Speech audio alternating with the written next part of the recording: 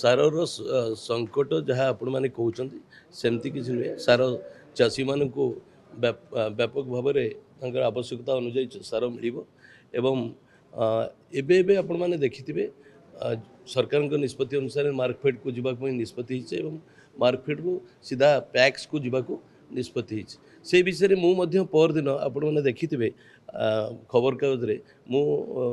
माननीय उपमुख्यमंत्री को मुझे जनई आम जिले में किसी इफ्को जनईक इफ्को अधिकारी चंचकता विषय में खबर मिलता से खबर को जनई जे रैक पॉइंट रे जो 1350 टन रो जाजपुर रोड रे हमर जो सार अनलोड होता पहुँची से सार मार्केट गोडाउन को न जाइक प्राइवेट गोडाउन को जाइला बोली मो पाखे अभियोग पहुँची मुझे तुरंत माननीय उपमुख्यमंत्री महोदय को चिठी करी एवं से चिठी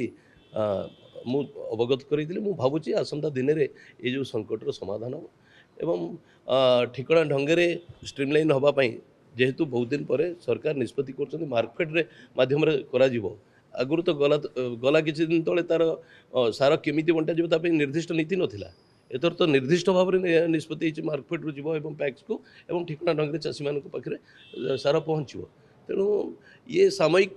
स्थिति आसंता दिन रही मो पाखे अभियोग पहुँचला से अभियोग को लिखित भाव में माननीय उपमुख्यमंत्री की अवगत कराई मो पाखे खबर पहुँचला जे जनैक इफ्को अधिकारी आम जिले में रैक पॉइंट रे किसी बंधु किसी चाषी लिखित अभियोग करते से अभियोग को आधार करी अवगत करी माननीय उपमुख्यमंत्री महोदय को मु भावुची ये जो आज भी खबर कागज आप से विषय पढ़ी थे मु भावुची ये जो सामयिक स्थिति निश्चित भाव में दूर हो चाषी मैंने आवश्यकता अनुजाई सार मु तो कहि पुराणा अधिकारी मानकर पुराणा दोष एपर्यंत हैंगओवर जाई नहीं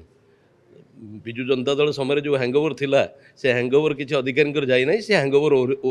उतरी जीव एवं चाषी मान पाखे ठिकना ढंग से सार पहुँचो आम सरकार संपूर्ण संवेदनशील सरकार एवं चाषी मान क्षेत्र में कौन प्रकार कोतई माने कौन प्रकार ए ये अवहेला करती ना आप देखिथे सर्वाधिक